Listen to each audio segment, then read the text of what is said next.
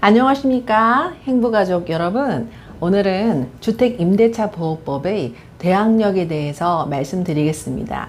대항력 많이 들어봤는데 알 듯 모를 듯, 아마 제가 전체를 다 말씀드리면 그거구나 라고 하실 건데, 굉장히 쉬울 수도 있지만 모두가 우리가 알게, 임대인으로서 또 임차인으로서, 임대인은 뭔지 아시죠? 임대인은 제가 주택이나 아니면 상가를 가지고 있는데 임차인한테 빌려주는 사람, 임차인은 돈을 내거나 보증금이나 뭐 이런 걸 넣고 사용을 하는 사람을 임차인이라고 합니다.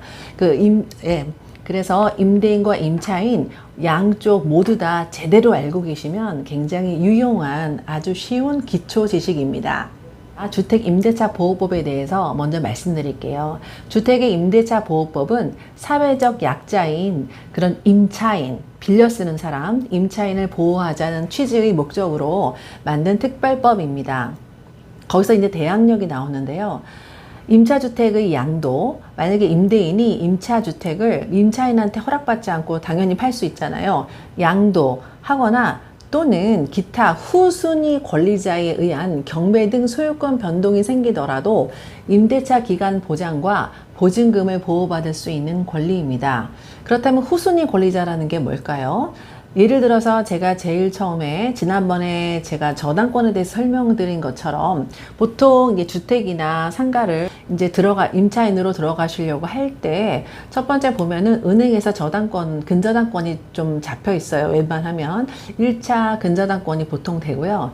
그러면 근저당권이 적정한 수준이다 라고 생각을 하시면 2차로 저희 보증금이 보통 들어갑니다. 보증금은 2차. 그럼 근저당권에 대해서는 후순위 권리자가 되고, 그리고 저 다음에 또 어떤 사람이 그 집 주인에게 또는 상가의 주인에게, 건물 주인에게 빌려주는 뒤에 권리자로서 자기가 저당권을 거기다가 써놓을 수가 있어요. 그거를 후순위 권리자라고 하는데, 그 후순위 권리자에 의해서 경매에 넘어갈 수가 있습니다. 그거를 후순위 권리자에 의한 경매라고 하는데, 그 경매가 생겨도 내가 그보다 선순위 먼저 있는 권리라면은 임대차 기간도 보장받으실 수 있고요. 보증금도 예를 들어 경매에 넘어갔다 하더라도 보장받으실 수 있는 굉장히 중요한 권리인데요.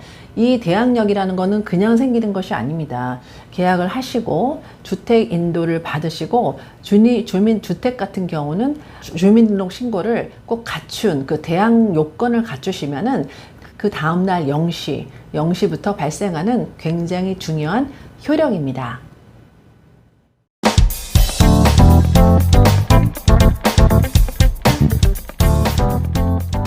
그렇다면 한번 생각해 볼게요. 주택이 매매가 되면, 매매가 돼서 집주인이 바뀌게 되면 임대차 계약 새로 써야 할까요?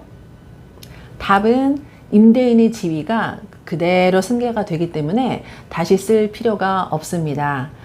예로 제가 이제 들어가 쓸 수 있도록 입주하시고, 그리고 전입신고까지 하셨어요. 주민등록을 거기다 넣으신 거죠. 하시면 그 다음날 0시부터 대항력이 생기시기 때문에 중간에 주인이 바뀌어도 권리가 그대로 승계가 되어서 임차인을 보호하는 권리가 바로 주택임대차보호법입니다.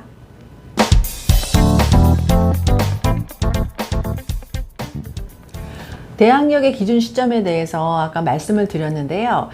두 가지로 분리해서 한번 설명을 다시 한번 자세하게 드려볼게요. 주택을 인도받았어요. 그 후에 주민등록 신고하는 경우 굉장히 많으시죠? 그러면 주민등록 신고한 그 다음날 0시부터 대항력이 생기고요. 주민등록 신고를 먼저 하셨어요. 먼저 하시고 주택 인도를 받으시면 주택 인도 받은 다음날 0시부터 대항력이 생기십니다.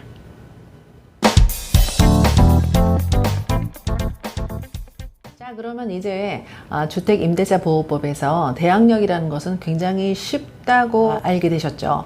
그러면 이제 좀 약간 복잡한 퀴즈로 한번 들어가 보겠습니다. O인지 X인지 한번 같이 생각해 보시면서 문제 한번 풀어볼게요. 1번, 주택 임차인이 그 가족과 함께 살던 중에 임차인이 자녀와 그 배우자의 주민등록만 남겨놓고요. 그리고 임차인 본인만 잠깐 다른 곳으로 옮겼어요. 그럼 이거는 임대차법에서 대항력이 있을까요? 없을까요? 정답은 대항력이 있습니다. 두 번째 또 한번 같이 한번 알아볼게요. 세 필지의 토지가 있어요. 한 필지, 두 필지, 세 필지.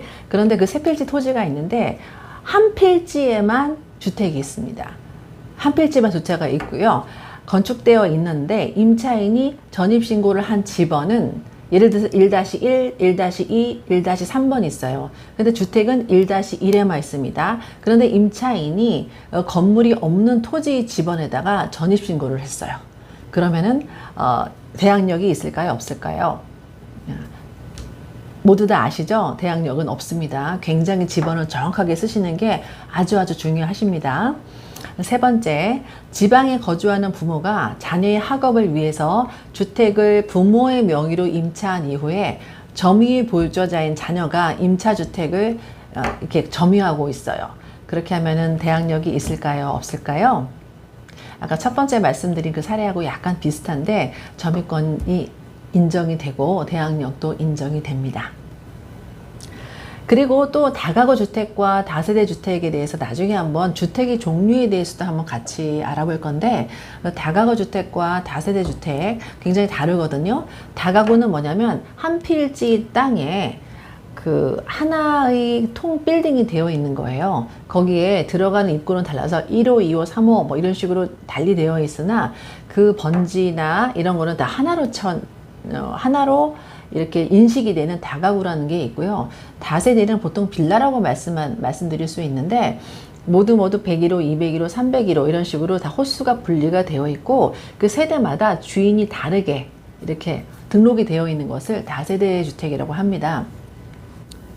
다가구 주택의 경우에는요, 집원만 정확하게 기재하시면은 대항력이 생기시고요. 다세대 주택 같은 경우에는 집원과 호수를 정확하게 기재하셔야 됩니다.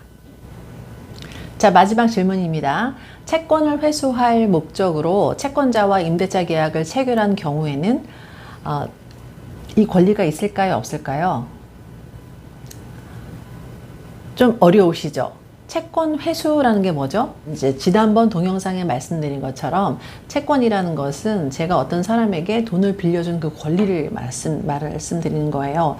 만약에 A라는 사람한테 제가 1억을 빌려줬는데 그냥 저당권으로 해서 하기에는 조금 권리가 좀 약한 것 같아서 이 임대차 보호법을 통해서 보호받고 싶어서 그 집주인과 채권자로서 임대차 계약을 하시는 거예요. 이럴 경우에는 대항력이 있을까요? 없을까요? 띵동, 없습니다. 이럴 경우엔 대항력이 없습니다. 주택임대차보호법은 약자를 보호하기 위한 법입니다. 마지막으로 외국인과 재외동포의 경우에는 어떨까요? 재외동포는 보통 이제 제가 한국 사람인데 미국이나 어떤 다른 나라의 시민권이나 뭐 이런 걸 획득하셔가지고 이렇게 재외동포나 외국인으로 분류가 되는 그런 분들이 계십니다. 그런 분들 같은 경우에는 90일을 초과해서 국내에 체류하는 외국인 같은 경우에는 출입국 관리법에 따른 외국인 등록을 하시면 이 법의 보호를 받으실 수 있으시고요. 30일 이상 거주할 목적으로 체류하시는 그런 외국인 같은 경우에는 거소 신고를 하시면 이 법의 보호를 받으실 수가 있습니다.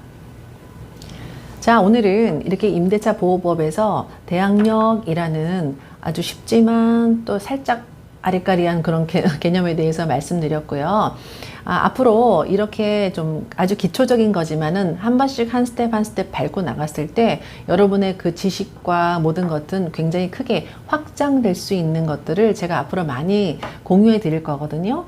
많은 분들에게 좀 이 정보를 알려주시고 구독과 알람 설정, 좋아요는 저에게도 굉장히 큰 힘이 되니까 여러분 많이 부탁드리겠습니다. 오늘 하루도 좋은 하루 되시고 행복한 그런 삶이 또 되시기를 바랍니다. 감사합니다.